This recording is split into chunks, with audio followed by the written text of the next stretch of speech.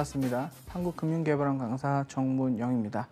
자, 이번 시간에는 유통관리사 마지막 시간으로 27번째 전자상거래 운영에 대한 내용 한번 진행해 보도록 하겠습니다. 일단 4과목에 대한 내용들이 대부분 개념에 대한 내용들이라고 말씀을 드렸고, 또한 이러한 내용들을 정확하게 이해하시고 계시면 시험에서 크게 어려움이 없을 거라고 설명을 드렸습니다. 역시 전자상거래에 대한 내용, 유통정보의 과목 중에 마지막에 있는 내용으로 전자상거래 운영에 대한 절차, 그리고 전자상거래와 물류의 연관성, 이런 것들을 살펴보면서 전체 내용 마무리를 하고, 또한 마지막에는 유통관리사 전체에 대한 내용을 코멘트 해드리면서 이번 시간 정리해 보도록 하겠습니다. 자, 첫 번째 보실 내용은 전자상거래 운영에 대한 내용입니다. 첫 번째, 전자상거래의 절차. 우리가 앞서서 전자상거래가 어떤 건지에 대해서 내용을 공부를 같이 했었고요. 이것을 이제 이비즈니스 환경 속에서 상거래를 해오는 것을 이야기했었는데, 어떤 한계성이나 어떤 정확한 시간이나 이런 거에 구애를 받지 않고 거래를 할 수 있는 환경을 전자상거래라고 말씀을 드렸었죠. 그래서 이것을 이제 수행해 나가는 절차, 그 운영에 대해서 한번 살펴보도록 하겠습니다. 첫 번째가 전자상거래 절차 중에 상품의 광고 및 전시입니다. 자, 공급자는 광고와 마케팅 등의 효과적인 통신수단을 통하여 자사의 제품과 서비스를 고객에게 알리고 고객과 관련된 정보를 수집하도록 해야 합니다. 그래서 처음에는 전자상거래를 할 때 일단 광고나 마케팅 이런 것들을 하기 위해서 우리가 어떤 서비스를 진행하는지 알리고 고객과 관련된 정보를 수집을 먼저 한 다음에, 두 번째 단락에서 구매자는 필요로 하는 제품에 대한 정보를 수집하고 필요한 정보를 제조회사에 요청해서 습득함으로써 원하는 제품의 구매 여부를 결정하도록 합니다. 이 과정을 정보 교류라고 이제 지칭을 하는데요. 처음에 이렇게 상품의 광고 및 전시를 해서 소비자들로 하여금 이런 제품이 있고 그리고 어떤 소비자들이 올 것인지를 예측하는 이런 단계를 거치게 되죠. 자, 그 다음이 상품의 선택입니다. 이제 구매자들이 원하는 상품 이름을 입력하면 인터넷 쇼핑 사이트를 돌아다니면서 판매 중인 상품 정보를 찾아서 가격 및 다양한 상품 서비스를 비교하고 구매할 수 있도록 도우미 역할을 해주는 쇼핑 사이트를 이용해 상품을 선택한다. 구매자들은 상품에 대한 정보를 인지한 다음에 어떤 상품을 구매할지를 결정을 하고, 이 상품을 인터넷 쇼핑몰이나 혹은 인터넷 쇼핑몰을 또한 검색할 수 있도록 도와주는 이런 사이트들을 통해서 내가 찾고자 하는 물건을 찾게 되죠. 그래서 이런 상품들을 어떤 게 있고 어떤 가격대가 있고 어떤 특성이 지닌지를 비교하면서 구매자들이 상품을 선택하는 단계에 들어서게 됩니다. 자, 그 다음은 필요한 상품을 다 봤어요. 그리고 내가 어떤 기능이 있는지를 알게 됐고 정확하게 이제 인지를 했습니다. 그러면 그 상품을 주문을 이제 해야겠죠. 그래서 필요한 상품을 고른 구매자가 거래 신청서를 통해서 가상 상점 운영자에게 매도할 것을 요청한다. 자, 이제 여기서 조금 개념적으로 여러분들이 설명을 좀 이해를 하셔야 되는데, 여러분들은 인터넷 쇼핑몰에서 물건을 그냥 단순하게 주문 버튼을 누르면 그냥 구매가 바로 된다라고 좀 인지를 하고 계시는데, 그 내부 사이트 내에서의 어떤 인증이라든가 확인 절차들이 있겠죠. 그래서 여러분들이 로그인을 하는 거죠.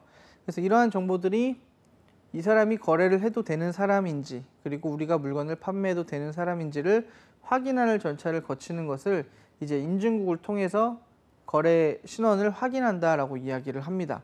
그래서 그 인증국 같은 경우는 국가에서 관리를 하고 있고요. 통신인증이라든가 아니면 여러분들이 가진 뭐 전자 인증서, 아니면은 거래를 하려고 할 때 처음에 작성하는 로그인 정보 같은 것들, 이런 걸 가지고 인증을 합니다. 그래서 여러분들이 주문을 하려고 할 때 보통 사이트들에서 여러분들의 정보를 요구하죠. 내국인인지 외국인인지, 연령대가 어떻게 되는지, 핸드폰 번호나 이런 것들, 주소들 이런 것들을 다 이제 여러분들에게 묻고 그것을 확인한 다음에 보통 거래가 진행이 되죠. 그래서 이런 인증 절차가 필요합니다. 4번에 보시면 인증을 하게 되는데요. 전자상거래가 이루어지는 과정상에서 법적 효력을 갖게 하는 것을 인증이라고 합니다. 자, 시험에서 인증에 대한 정의를 물어본 적은 여러 번 있습니다. 그래서 인증은 전자상거래가 이루어지는 과정상에서 법적인 효력을 갖게 하는 것이 바로 인증이다. 그러니까 여러분들이 이제 많이 생각하는 인증이라고 할 때는 무언가를 할 수 있게 해주고 못하게 하는 이런 어떤 이제 기준점을 만드는 단계를 인증으로 많이 생각을 하세요. 그런데 이제 전자상거래가 이루어지는 과정상에서 효력을 갖도록 그렇게 너는 해도 돼 라고 해주는 정도의 단계가 바로 인증인 거죠. 그래서 어떤 기준을 가지고 너는 해도 된다라고 하는 거. 이게 조금 이제 개념적으로 된다 안 된다라는 것보다 효력을 갖도록 효력을 부여해 주는 거예요. 어떤 업무를 어떤 작업을 어떤 과정을 처리할 수 있도록 효력을 부여해 주는 거죠. 그래서 공급자 측에서 구매자가 거래 대금을 지불을 할 사람인가 혹은 제품을 사기로 요청한 사실이 있는가를 확인해 주는 법적인 효력을 갖도록 확인해 주는 행위를 인증이라고 이야기를 합니다. 물론 이제 여러분들이 일상생활을 살아가면서 이제 인증을 받는다라고 할 때 쓰이는 개념과 조금 유사하면서도 살짝 차이가 납니다. 그래서 유통관리사에서 이 내용으로 좀 기억을 하셔야겠고요. 5번에 보시면 대금 결제가 있습니다. 인증국으로부터 구매자에 대한 신용 인증이 떨어지면 상품 운영자는 구매자의 거래 요청을 승낙한 뒤에 대금을 지불할 것을 요구합니다. 그래서 물건을 구매할 수 있는 주체인지를 확인을 한 다음에 그 다음에 거래를 진행을 하는 거죠. 물론 여러분들은 온라인상에서 버튼을 몇 번 누르고 진행이 되는 작업들이긴 하지만 이러한 작업들이 계속해서 일어나고 있는 거죠, 내부적으로. 자, 그 다음은 상품 배달인데요. 당연히 여러분들이 만약에 대금을 지불했다면 그 완료 후에 물리적 상품의 경우는 운송업체를 통해서 물품을 주문한 상품을 고객에게 정확한 날에 그리고 정확한 장소로 배달해 주는 것이고요. 인터넷 상거래상에서의 경쟁력 제고에 반드시 필요한 부분이다. 우리가 유통을 1과목에서 배울 때도 이 언급을 했었습니다. 처음에 유통의 개념을 설명할 때 유형, 무형의 재화가 흘러가는 것이 전부 다 유통이다. 그리고 유통을 상적 유통과 물적 유통으로 구분하고 상적 유통은 대금 거래나 화폐 거래, 금전 거래 혹은 이제 말 그대로 소유권의 이전과 같은 이런 활동들을 상적 거래라고 했었고 물적 거래는 이러한 상류에 수반돼서 발생하는 물리적인 물건의 흐름 이것을 물류라고 구분을 했었습니다. 그래서 여기서 얘기하는 것도 사실상 인터넷에서 우리가 상품의 유형을 실제로 보지 않고 구매를 하는 거잖아요. 그림을 보고 그냥 단순히 어떤 사진을 보고 이런 것들을 보고 우리가 물건을 구매를 하는데 이 물건이 실제적인 형태로 온전하게 우리의 집에 도착하도록 해주는 것은 상류, 주문 활동과 거의 수반된 물류 활동이 온전하게 이루어져야 되는 거죠. 그래서 이러한 인터넷 상거래에서의 물류 활동, 상품 배달, 딜리버리에 대한 역할은 상당히 중요하다라는 것을 또 한번 다시 강조를 드리겠습니다. 그래서 물류 같은 경우는 이러한 상적 거래가 일어난 뒤에 지금도 대금 지불을 완료했다고 했죠. 그래서 소유권이 이전되는 상류 현상이 발생을 하고 이 상류 현상이 발생한 다음 거기에서 수반해서 물류 활동이 수반되는데 이 물류 활동이 수반될 때 물류 활동을 잘 해내는 것 이것이 전자상거래에서의 경쟁력 제고에 상당히 중요한 부분을 차지하고 있다. 특히나 최근에 전자상거래 거래가 상당히 많이 발전을 하고 또 그 수가 늘고 다양성이 존재하면서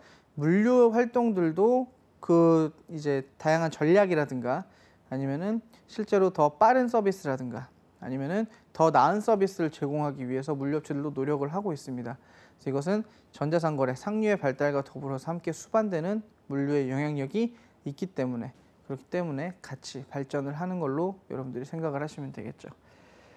자, 그다음 7번에 서비스 및 지원입니다. 그래서 구매자는 제품이나 서비스에 대한 추가적인 회사의 지원을 필요로 하게 되며 공급자는 미래의 다른 고객에게 제공할 상품의 디자인을 위하여 자사의 제품을 사용하는 고객의 기호를 면밀히 파악을 한다. 그래서 구매자가 제품이나 서비스에 대한 추가적인 회사의 지원을 필요로 하게 되고 그다음에 공급자는 미래의 다른 고객에게 제공할 상품의 디자인을 위해서 자사의 제품을 사용하는 고객의 기호를 파악하는 거.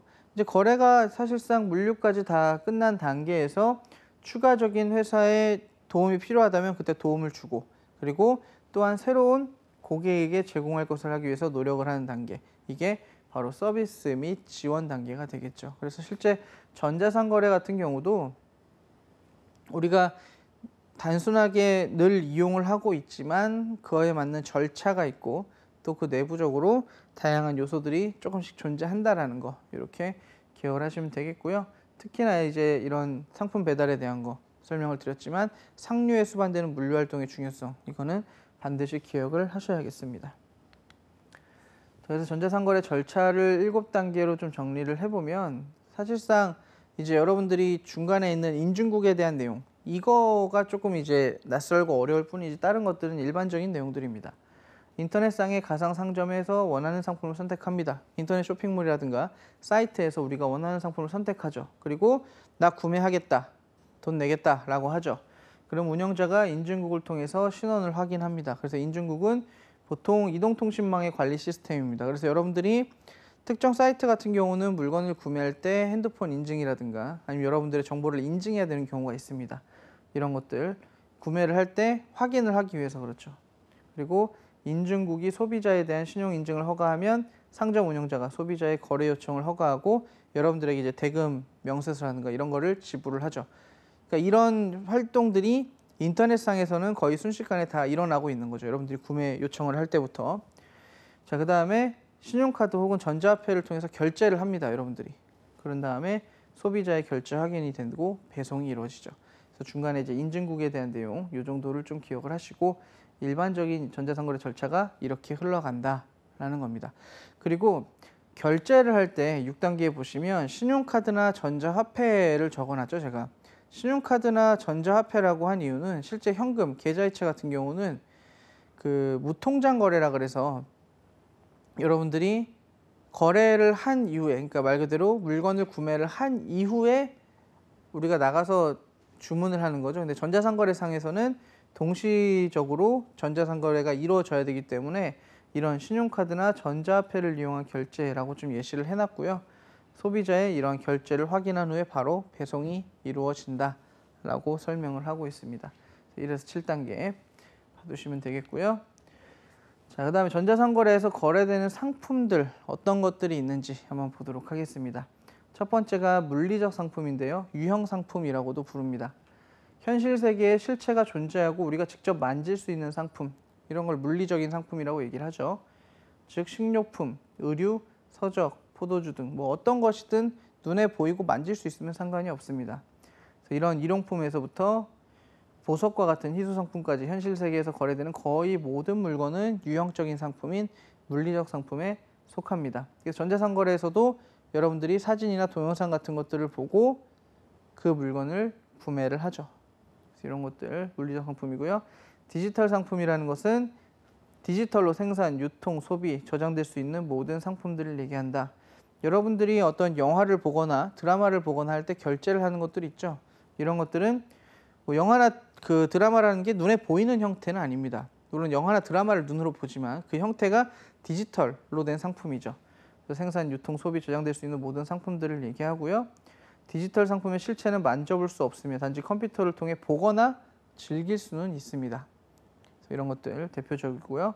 인터넷을 통한 주식 정보나 인터넷을 통해 구매하는 mp3 파일, 뭐 게임 이런 것들 전부 다 무형의 상품이죠. 눈에 보이진 않지만 여러분들이 전자상거래를 통해서 구매하는 것들.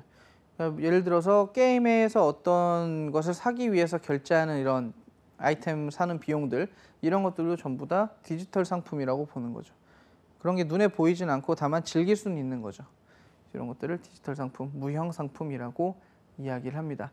전자상거래로는 당연히 물리적 상품과 디지털 상품 모두 다 거래가 실제로 이루어지고 있습니다. 이렇게 이야기를 하고요. 세 번째가 전자상거래를 통한 디지털 상품 거래의 특징. 일반적으로 물리적 상품에 대해서는 크게 우리가 뭐 질문을 하거나 알아볼 내용이 많이 없습니다. 눈으로 보이는 상품을 그대로 구매를 하고 배송을 받아서 그 물건이 맞는지를 확인하면 되는 절차만 있으면 되는데, 자, 디지털 상품 거래의 특징 같은 경우 보시면 기억에 생산 초기 고정 비용이 들지만 한 번 생산된 상품을 추가 생산할 때에는 거의 비용이 들지 않아 재생산이 쉽다. 그러니까 물리적 상품 같은 경우는 여러분들이 물건을 하나 사고 두 개 사고 세 개 살 때 똑같은 물건이 여러 개가 필요해요. 여러 번 쓰려면. 그런데 디지털 상품 같은 경우는 한번 보면 계속 볼 수 있죠. 만들 때도 똑같습니다. 똑같은 물건을 여러 개 팔아야 될 때 일반적인 물리적 상품은 똑같은 물건을 여러 개를 만들어야 돼요. 그런데 디지털 상품 같은 경우는 처음에 하나를 제작하고 그걸 똑같이 복사해내면 되죠. 이런 식으로 해서 재생산이 굉장히 쉽고 비용이 많이 들지 않습니다.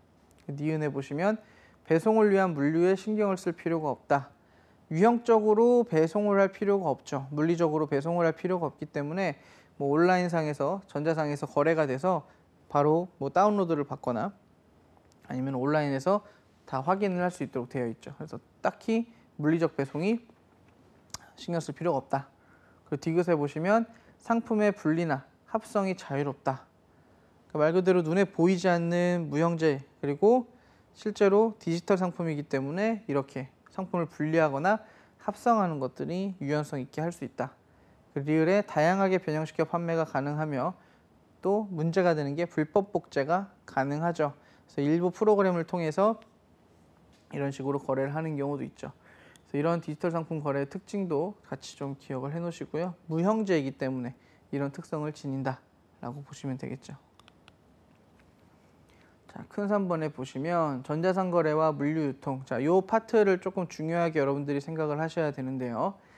전자상거래라는 정의, 전자상거래. 눈에 보이지 않는 그런 환경 속에서 전자적인 형태로 거래를 한다라는 거 다 이해를 충분히 하시는데, 자, 전자상거래에서 수반되는 중요한 활동, 이 물류유통 활동이 상당히 중요하다 이겁니다. 자, 1번에 보시면 인터넷을 이용한 전자상거래가 확산됨에 따라 생산자와 소비자 간의 직거래가 활발해지고 있다. 최근에는 이제 전자상거래가 거의 모든 영역에 확산이 되었죠. 그래서 모바일로도 전자상거래를 이용하고 컴퓨터로도 이용을 하고 있습니다. 그러다 보니까 생산자와 소비자 간의 직거래도 또한 활발해지고 있죠. 그래서 폭발적인 신장세를 보이고 있는 전자상거래가 성공적으로 정착하기 위해서는 당연히 결제를 위한 결제 시스템이 필요합니다. 좋은 시스템이 필요하고 안정적이고 활용 가치가 높은 그리고 활용하기가 쉬운 이런 프로그램들이 필요한데요. 물류 관리 시스템에 대한 정비도 이와 함께 필요하다라는 겁니다. 실제로 동일한 이제 지역 안에서 또 거래량이 늘어나면 물류 활동은 수없이 늘어나겠죠. 그 안에서 전자상거래가 이제 한 번에 한 가지 상품만 사람들이 주문하는 것도 아니고 여러 가지 상품을 여러 곳에 주문을 합니다. 그렇게 되면 실제 물류망은 한계가 있고 이 물류망을 가지고 늘어나는 전자상거래에 대처를 하기 위해서는 상당히 많은 이제 시스템 정비가 필요하고 좀 정밀한 시스템 정비가 필요하겠죠. 자, 2번에 보시면 생산자로부터 소비자에게 물품이 바로 수송되고 대금을 회수하는 일련의 과정이 하나로 연결되어 물류의 효율성과 비용 절감을 추구해야 한다. 그러니까 생산자부터 소비자에게 최근에는 물건이 문전 대 문전, 그러니까 도어 투 도어 운송으로 바로 운송이 됩니다.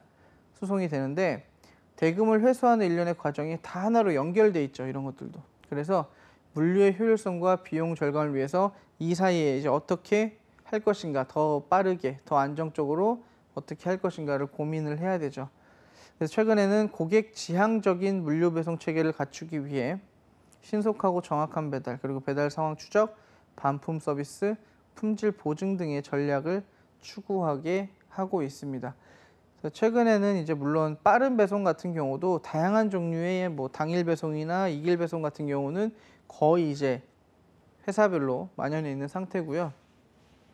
그리고 정확한 배송을 위한 것도 그렇고 실제 물건이 어디 있는지에 대한 추적을 하는 것들, 이런 것들에 대한 정보들도 상당히 많이 기술력이 올라와 있습니다. 하지만 전자상거래가 발달을 하고 있는 이런 현 시점에서 더욱더 확인해보고 정비할 필요가 있다. 이런 물류 시스템들을 이렇게 이야기를 하고 있는 겁니다.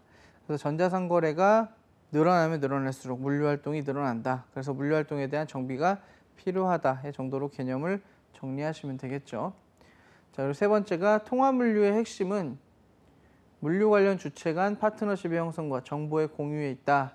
자, 일단 이걸 먼저 설명을 드리면 통합물류라는 게 각각의 개인이 물류센터를 운영하고 물류 영업소를 운영하는 것보다 해당 지역을 차지하고 있는 다양한 영업업자들이 서로 같이 운영을 하든가 아니면 둘 이상의 업자가 함께 물류를 해서 우리 거에 우리 물건만 실는 게 아니라 함께 영업을 하는 다른 사람의 물건도 실어서 출발을 하면 꽉 채워서 출발할 수 있죠.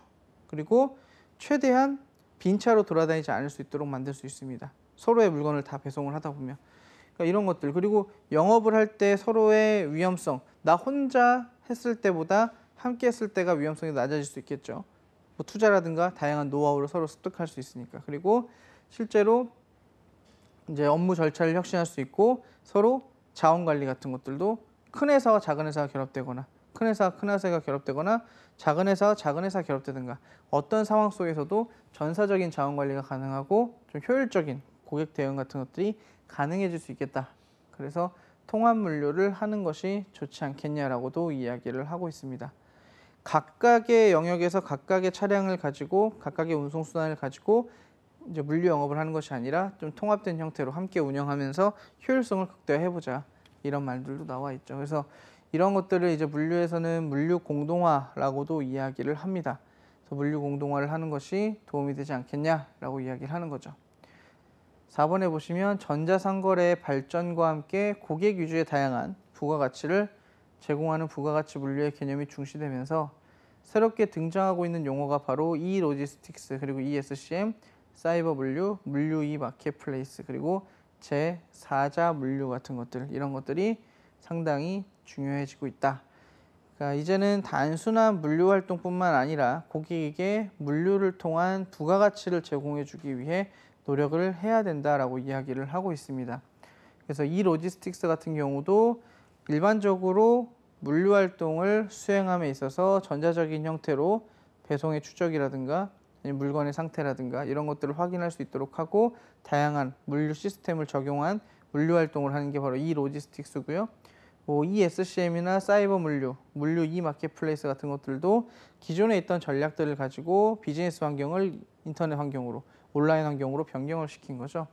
그리고 사자 물류 같은 경우도 기존에 이제 물류 업체들을 이용해서 물류를 활동을 하던 어떤 회사가 어느 회사에게 물건을 주기 위해서 물류를 전문적으로 하는 회사를 이용해서 물건을 배송을 해주던 이런 형태의 3자 물류 체계에서 이제는 마케팅이나 그리고 IT 기능 이런 것들을 수반하고 있는 물류회사를 선정해서 물건을 배송해 주거나 운송을 해주는 거죠.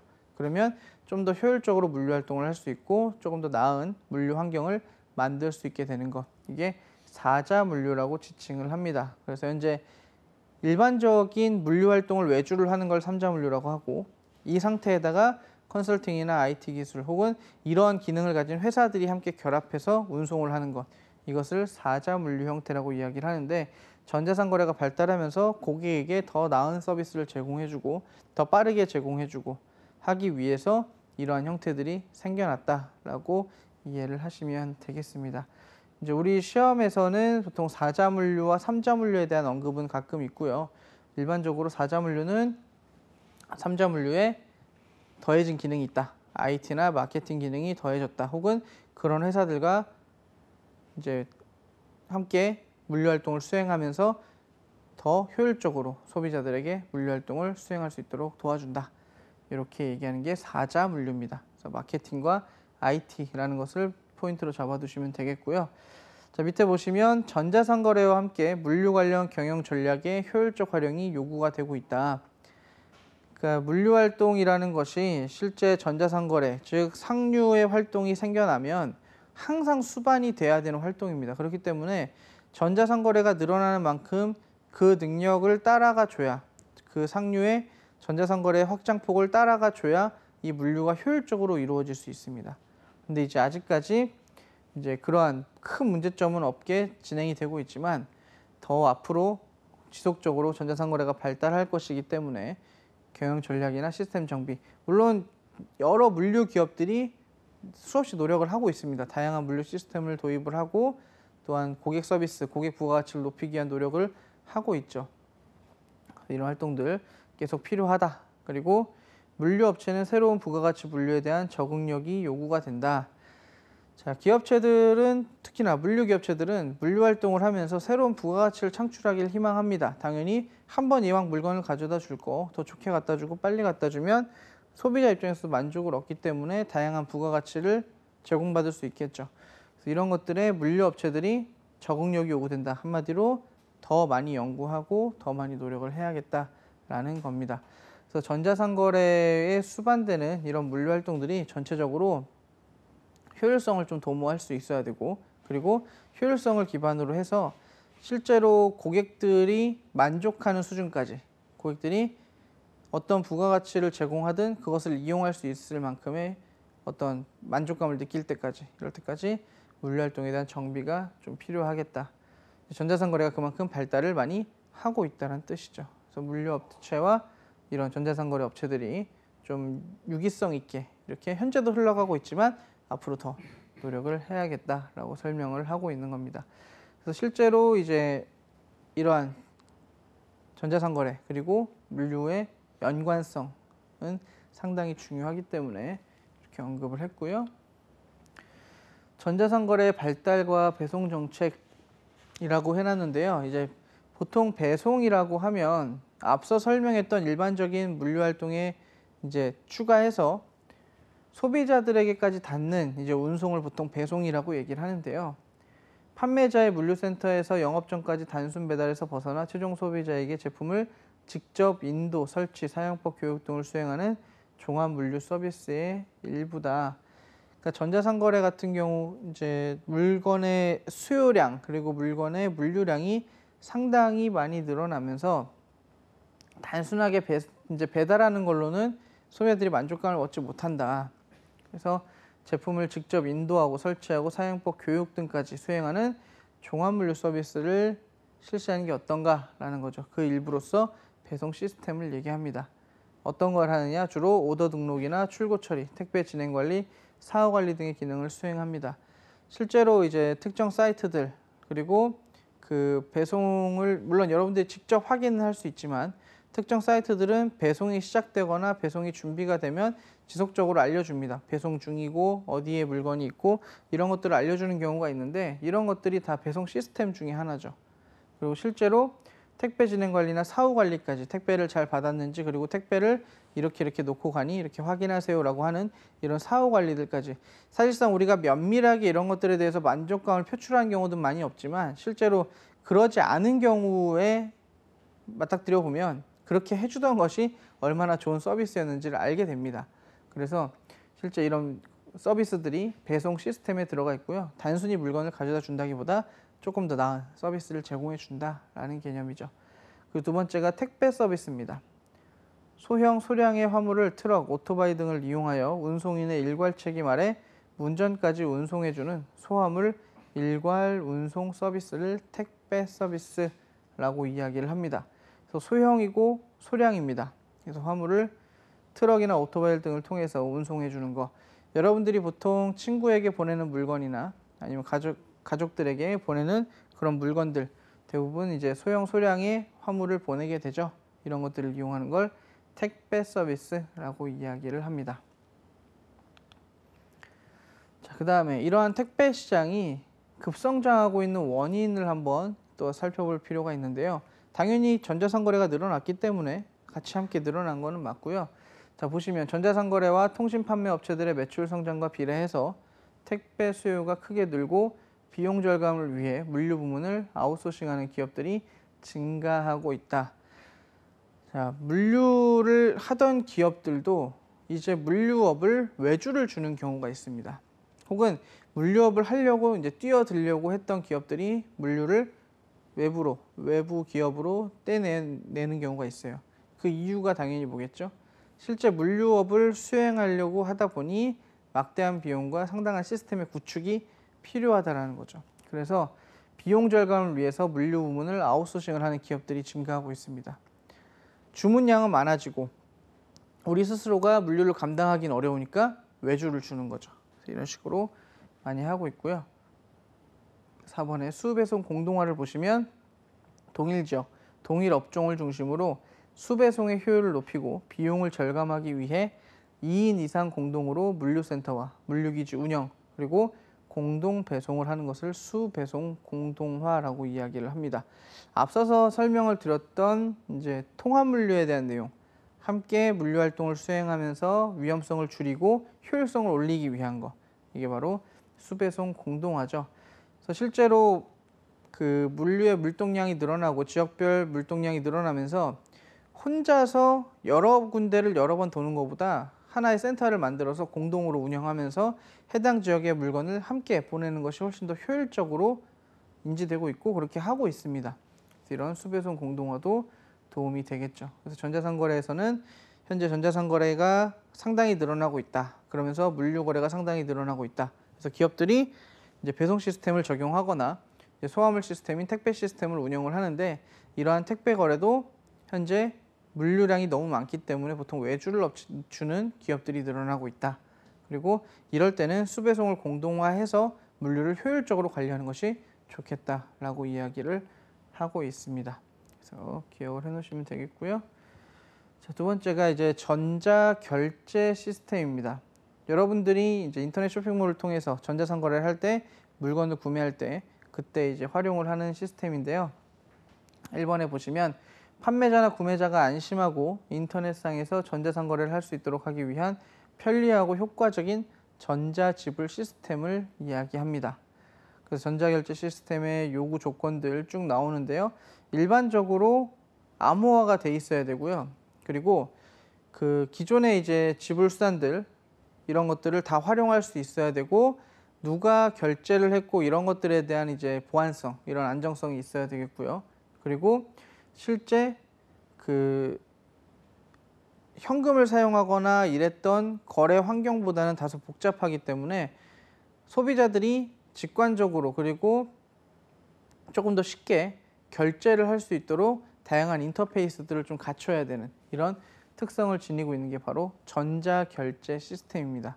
그래서 여러분들이 실제로 쇼핑몰을 이용할 때 어떤 쇼핑몰은 결제하기가 상당히 편해서 그 결제 시스템 때문에라도 그곳에서 주로 쇼핑몰을 이용하는 경우도 있어요.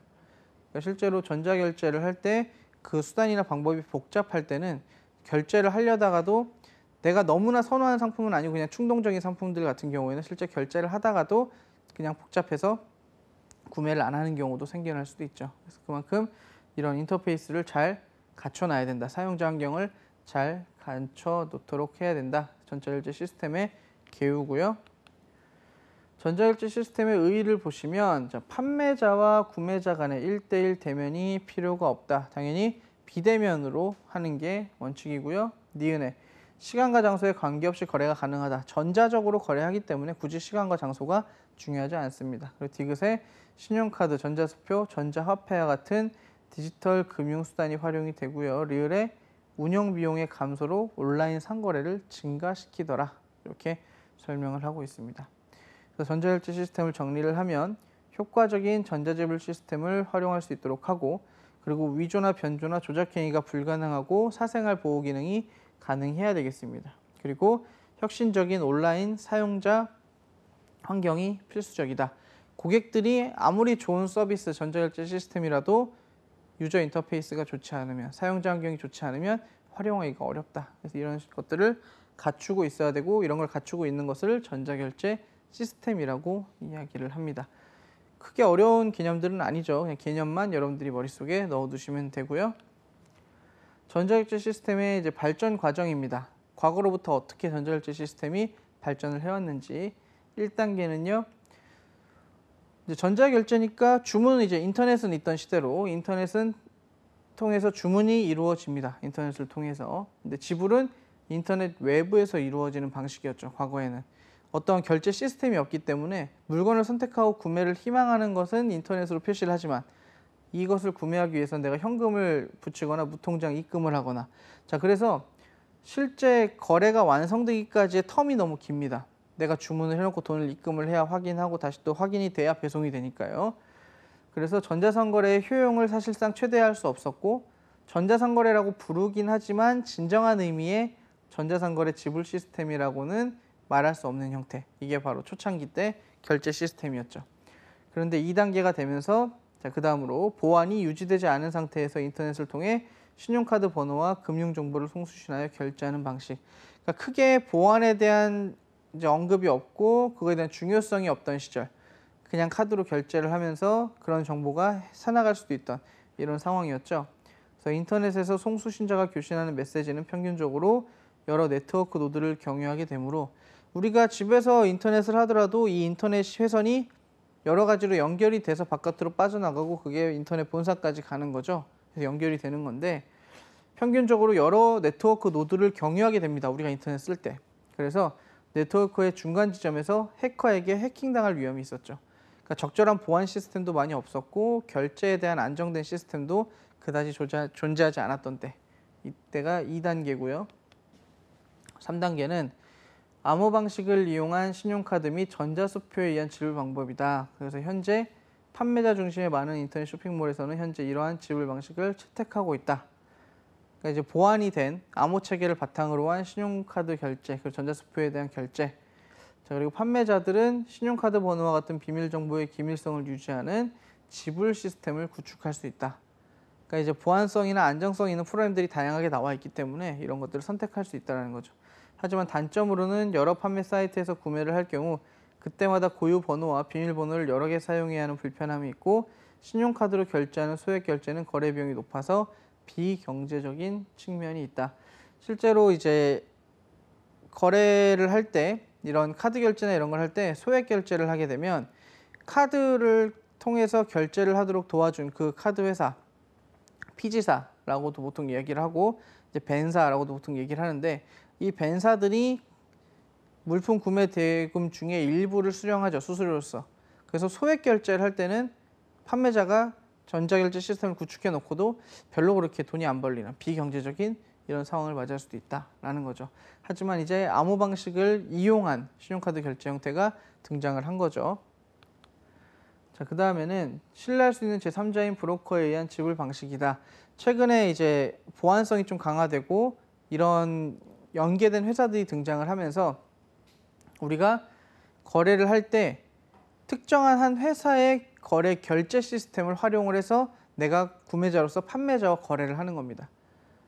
그래서 판매자 자체가 갖춘 어떤 시스템이라기보다는 제3자가 구축한 시스템을 사용을 하는 거죠. 그래서 소비자는 신뢰할 수 있는 제3자를 통해 판매자와 거래하게 되므로 판매자로부터 개인정보를 보호하고 결제에 따른 위험도 보장받을 수 있다. 그래서 현재 신용카드를 위한 안전한 대금 결제를 위해서 비자카드와 마스터카드가 공동 개발한 세트, 그래서 Secure Electronic Transaction이 표준으로 활용이 되고 있습니다. 그래서 이 내용 이렇게 진행이 되고 있다는 거. 현재까지는 이제 안정성에 좀 기반을 둔 신용카드 결제가 좀 안전하게 될 수 있도록 이렇게 진행이 되고 있다라고 볼 수 있습니다. 그래서 이제 제3자를 통한 결제. 그러니까 여기서 얘기하는 브로커는 구매자, 판매자 사이에 끼어서 결제를 하도록 도와주는 역할을 하는 거죠. 그래서 이런 형태가 현재 단계까지 오고 있다.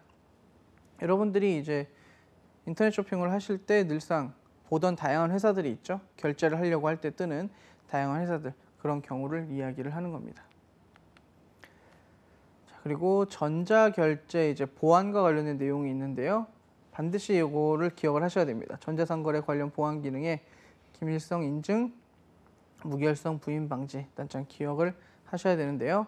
기밀성은 전달 내용을 제3자가 획득하지 못하도록 하는 거. 감춘다는 얘기죠.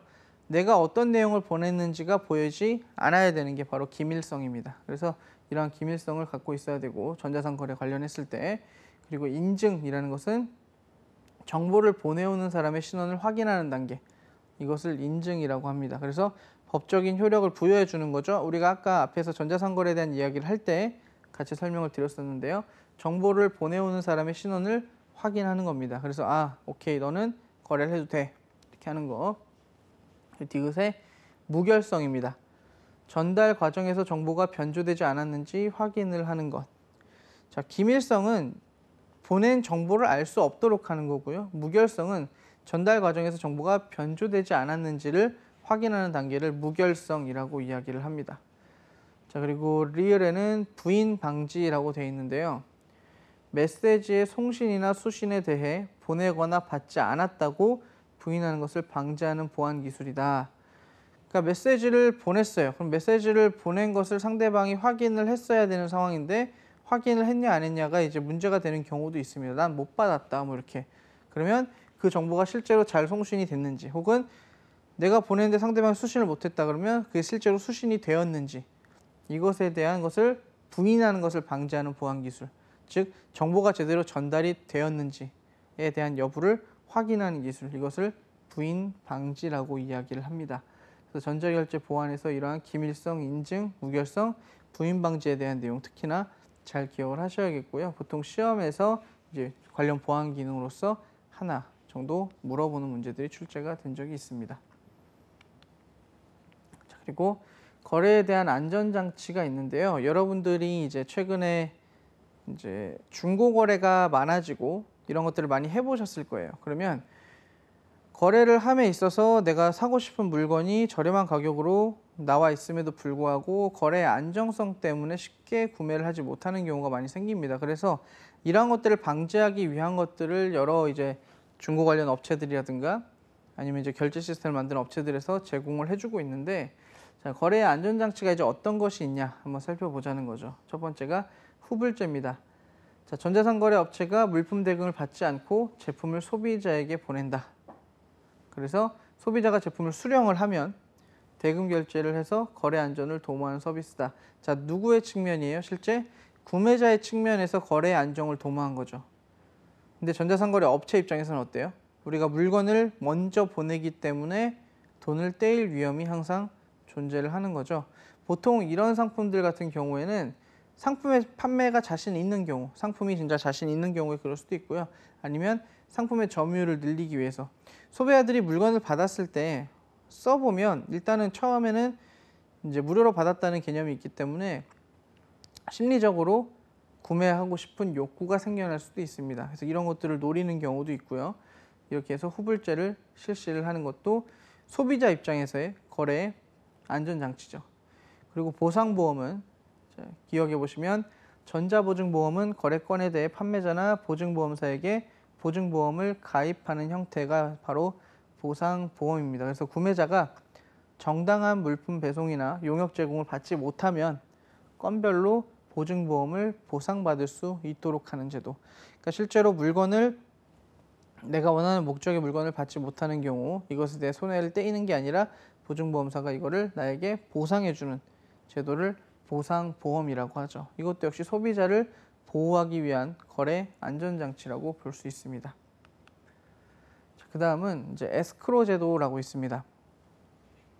여러분들이 이제 안전결제라고 이야기를 많이 하시는데, 자, 뭐냐면 전자상거래상에서 판매자와 구매자가 거래를 합의한 후에 상품 배송 및 결제 과정에서 어느 한 약속 불이행에 대한 거래 사고를 예방하기 위해서 거래 대금의 입출금을 제3의 회사가 관리해서 판매자와 구매자 모두의 거래 안전을 도모하는 서비스다. 자, 에스크로라고 하면 통상 A와 B가 거래를 한다고 할 때 중간에서 제3자가 개입을 합니다. 그래서 A가 물건을 구매를 해야 되는 당사자라면 물건의 대금을 그 중간에 있는 제3자에게 지급을 합니다. 그리고 실제로 물건도 어떻게 해요? 제3자에게 주거나 아니면 물건을 바로 배송을 하죠. 소비자에게. 그러면 실제 소비자가 물건을 잘 받았다라는 인증이 있을 때 그때 그 물품의 대금을 제3자가 판매자에게 제공을 해주죠. 이런 식으로 제3자가 개입한 안전거래 제도가 바로 에스크로 제도입니다. 그래서 실제 에스크로는 구매자에 대한 보호뿐만 아니라 판매자도 후불제를 했을 경우 구매자에게 채권 추심을 하는 등의 각종 위험과 비용을 절감해서 안심하고 거래를 진행할 수 있는 장점이 있습니다. 제3자가 중간에서 책임을 져주는 거죠.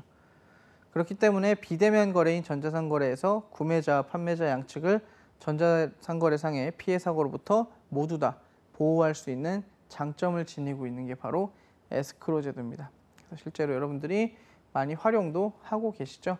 이 형태를 가지고 새롭게 만들어낸 이름들이 상당히 많습니다. 근데 실제 그냥 에스크로 거래라고 검색을 해보시면 다양한 거래 형태들이 등장을 합니다.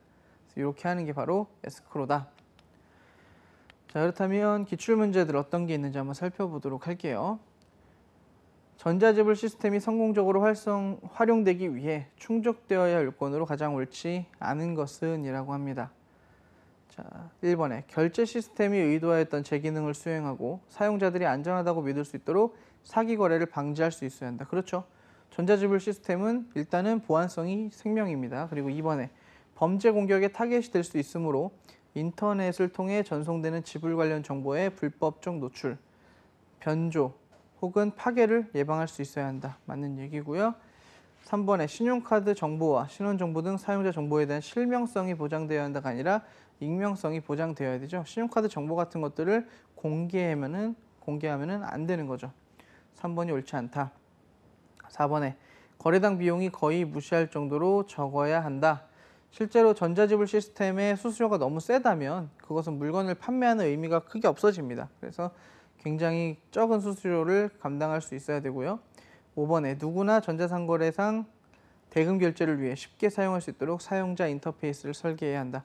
사용자가 전자상거래를 잘 모르는 사람이더라도 쉽게 결제를 할 수 있도록 만들어놔야 편해지죠. 최근에는 이제 결제를 할 때 비밀번호만 입력을 하거나 단순히 지문만 찍으면 이제 뭐 은행 거래라든가 물품 대금이 입금이 되는 이런 것들을 많이 사용을 하고 있죠. 그래서 현재 이런 것들이 운영이 되고 있다. 충족되어야 할 조건 옳지 않은 거는 3번이다.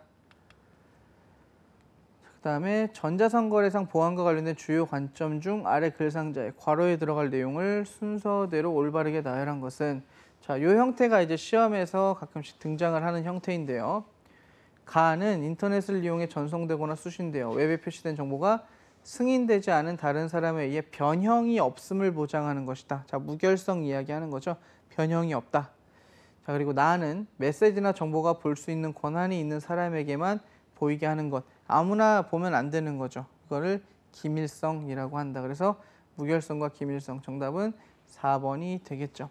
실제로 여기 나오는 인증 같은 경우는 그 보낸 수신자의 정보가 맞는지를 확인해서 허가를 해주는 거. 그리고 부인 방지 같은 경우는 메시지를 송신하거나 수신했을 때 그 송신과 수신 사실이 맞을 때 이것을 부인할 수 없도록 하는 시스템, 이것을 부인 방지라고 하고 있죠. 그래서 이런 문제 형태가 자주 등장을 하니까 반드시 기억을 좀 해놓으셔야겠습니다. 자, 그리고 전자상거래를 위한 웹사이트 시스템을 개발하는 순서로 가장 옳게 나열된 것은 자, 3번에 보시면 일단은 시스템을 만들 때 단번에 구축을 하는 것이 아니라 시스템을 분석하고 설계를 합니다. 설계를 해야 만들겠죠. 설계를 한 다음에 구축을 하고 테스트를 해보고 마지막에 실행을 해서 서비스를 제공하죠. 그래서 이 문제 같은 경우도 원래 전자상거래에 대한 이제 개발 순서까지는 크게 뭐 내용이 언급되는 것들은 없지만 단순하게 설계를 하고 구축을 한다. 그다음에 테스트해보고 마지막에 실행한다. 라는 개념을 가지고 그냥 문제를 출제했었습니다. 그래서 설계를 하기 전에 분석을 먼저 한다라는 게 이제 이 문제에서 좀 많은 사람들이 헷갈려했던 내용이죠. 그래서 이렇게 이 문제도 기억을 해놓으시고요. 그다음 전자상거래 고객의 특성으로 가장 옳지 않은 것은 이렇게 됩니다. 자, 1번에 호기심이 다양한 구매 집단이다. 전자상거래를 활용하는 고객들은 당연히 호기심이 많습니다. 그래서 인터넷을 막 둘러보다가 물건을 구매를 하는 거죠. 2번에 인터넷 구매에 있어서 고객들은 상당한 불안감을 갖고 있다. 사실상 물건을 받지 못할 위험 그리고 어떤 이제 물건의 사실성 실제로 사진으로만 존재하고 없는 거 아니냐 혹은 사진처럼 똑같지 않지 않냐 이런 식의 불안감을 원래 갖고 있죠. 그럼에도 내가 구매하고 싶은 것들을 구매하는 거. 최근에 많은 보안 시스템이 개발되었기 때문에 이런 것이 좀 덜하긴 하지만 이제 문제가 출제됐던 2015년 당시에는 상당히 불안하다고 볼 수 있죠. 3번에 인터넷을 통해 자유롭게 자신의 의견을 개진한다. 뭐 이거는 전자상거래 특징 중에 하나고요. 4번에 일반적으로 오프라인 구매 집단에 비해 상대적으로 구매력이 낮은 집단이다. 자, 전자상거래가 일반적인 오프라인 거래보다 상당히 거래 실적이 높죠. 그리고 상대적으로 구매력이 높은 상황입니다. 특히나 이제 지금 현 상황에서 더 그렇고요. 전자상거래 고객의 특성으로 옳지 않은 거 4번이 되겠네요. 그리고 5번에 보시면 새로운 경영을 추구하는 편이다. 계속해서 찾아보죠. 새로운 것들을. 그래서 전자상거래 같은 경우 할 때 보통 최신 상품들 이런 것들을 위주로 보고 사람들이 많이 구매를 합니다. 그래서 81번에 4번이 옳지 않다 이렇게 볼 수 있겠네요. 그 다음은 전자상거래를 통해 경쟁력을 갖추기 위한 경영 전략으로 가장 옳지 않은 것은, 자, 5번에 보시면 전통적인 상거래의 모든 관행을 따라야 한다. 실제로 전자상거래라는 건 전통적인 관행을 따르는 것이 아니라 어떻게 하는 거예요? 과거의 관행을 벗어나서 새로운 형태로 끊임없이 생각하고 혁신하는 형태로서 진행을 해 나가야겠죠. 그래야 전자상거래가 실제 경영 전략으로서도 효과를 가지게 될 것이라 생각이 듭니다. 그래서 이렇게 전자상거래에 대한 내용을 마무리하겠는데요. 일단은 4과목의 내용까지 전체 중요한 내용들을 거의 마무리를 했습니다. 좀 유통관리사 시험에 대해서 조금 언급을 해드리면, 일단은 다시 한번 설명드리지만 4개의 과목으로 이루어져 있고 1과목과 3과목은 25문제, 그리고 2과목과 4과목은 20문제, 총 90문제를 100분 안에 풀어야 하는 시험입니다. 실질적으로 상당히 시간이 부족하다라고 느끼실 수도 있지만, 문제를 푸시다 보면 개념적으로 명확하게 답인 거, 떨어지는 것들이 절반 이상입니다. 그렇기 때문에 여러분들이 공부를 하실 때 주의 깊게 하시면 되겠고요. 1단원하고 3단원 같은 경우는 여러분들이 공부를 하시면서 반드시 노트 정리를 좀 하셔야 되고, 주요 단어라든가 주요 개념들에 대한 이해가 반드시 수반되어야 문제를 풀 수 있는 경우가 상당히 많습니다.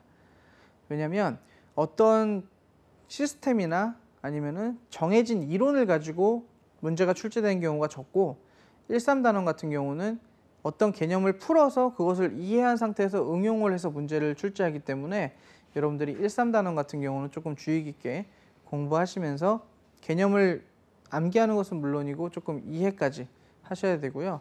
2과목하고 4과목 같은 경우, 특히 이제 2과목 상권 분석 같은 경우는 점수를 얻을 수 있는 파트입니다.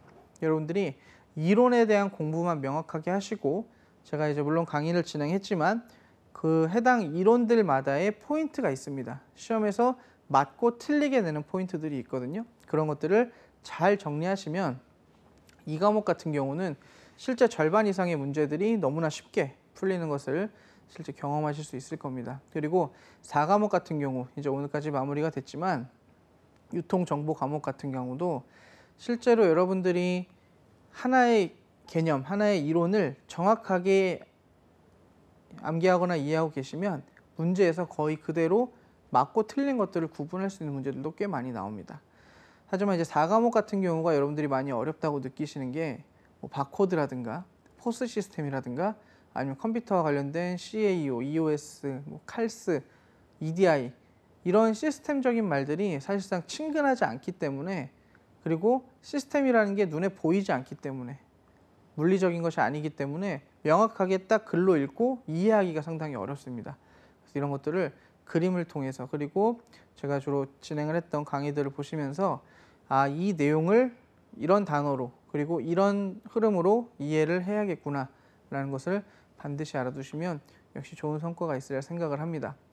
여러분들이 1과목부터 4과목까지 공부를 하시면서 성적이 잘 나오는 과목도 있고 성적이 잘 안 나오는 과목도 있으실 거예요. 물론 기출문제를 풀어보시면 그것이 더 명확하게 드러나겠지만, 공부를 하시면서도 내가 1과목하고 3과목이 좀 어렵다, 내가 2과목과 4과목이 어렵다, 보통 이렇게 두 가지로 구분이 되실 겁니다. 이게 1과목과 3과목이 대부분 이론의 내용, 그러니까 말 그대로 그냥 내가 보고 이해해야 되는 내용, 그리고 2, 4과목이 개념에 대한 내용, 내가 알면 문제를 맞출 수 있는 내용들, 이렇게 돼 있기 때문에 보통 1, 3과목을 어려워하시는 분들이 있고 2, 4과목을 또 어려워하시는 분들이 있고 이렇게 있습니다. 근데 전체적으로 유통관리사 시험이 기존에 이제 진행이 되던 뭐 물류관리사라든가, 나라에서 진행하는 물류관리사라든가 아니면 다른 여타 무역이나 물류 시험에 비해서는 그 난이도가 조금, 아주 쉽진 않지만 조금 낮은 편입니다. 그래서 기본서를 여러분들이 반복해서 보신다든가 아니면은 이제 여러분들이 작성한 노트라든가 이런 것들을 기반으로 기출문제를 비교하면서 푸시면 도움이 되실 거고요. 기출문제를 푸실 때 여러분들이 반드시 정리해야 되시는 거는 이제 오답 노트를 하셔야 된다는 겁니다. 유통관리사가 대부분의 시험이 문제은행식으로 출제가 됩니다.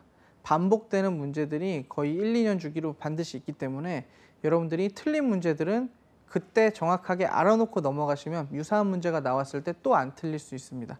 그래서 한 번 틀린 문제들은 여러분들이, 그리고 한 번 개념을 잘못 잡은 내용들은 그 다음에 똑같은 문제가 나와도 또 틀릴 확률이 높아지거든요. 그래서 이러한 것들은 반드시 개념 정리를 하시고 여러분들이 노트 정리를 통해서 오답 노트를 하시면 기출문제를 풀 때도 많은 도움이 되시리라 생각이 듭니다.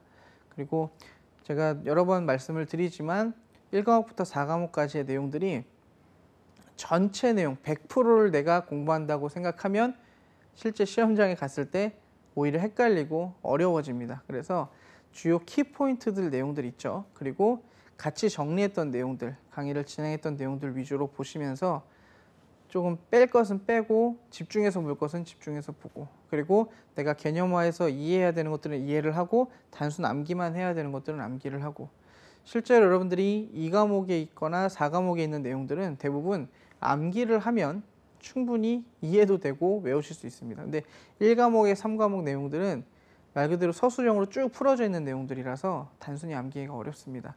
그래서 이런 것들 비교해 가시면서 본인의 스타일에 맞게 정리를 잘 하시고 공부를 하신다면 유통관리사 2급 충분히 취득을 하실 수 있으리라 생각이 듭니다. 또한 유통관리사 3급을 준비하시는 분들, 그리고 혹여나 1급을 준비하시는 분들 같은 경우도 유통관리사 2급의 내용이 사실상 기본적인 내용이고요. 특히나 3급을 준비하시는 분들은 지금 4과목보다 적은 과목 수를 공부해도 되기 때문에 2급을 공부하시면서 이해를 했던 내용들이 조금 더 쉽게 출제가 됩니다. 그래서 3급 하시는 분들도 준비를 잘 하셔서 합격하시면 좋겠고요. 1급을 보시는 분들, 실무 경험이 있으신 분들이기 때문에 실무와 이론의 차이가 존재하는 것을 조금 어려워하십니다. 대부분이. 그래서 실무에 있던 내용은 실무의 내용으로 기억을 하시고 이론적으로 받아들이셔야 되는 내용은 이론적으로 기억을 하셔야 좋은 성과를 거두실 수 있으리라 생각이 듭니다. 아마 두 개 다 이해를 하고 계신 분들이 많으실 거예요, 실무자들이. 그래서 유통관리사 시험 전체 마무리를 했는데요. 여러분들 좋은 성과를 거두시고 반드시 도움이 되셨으면 좋겠습니다. 저는 한국금융개발원 강사 정문영이었습니다. 감사합니다.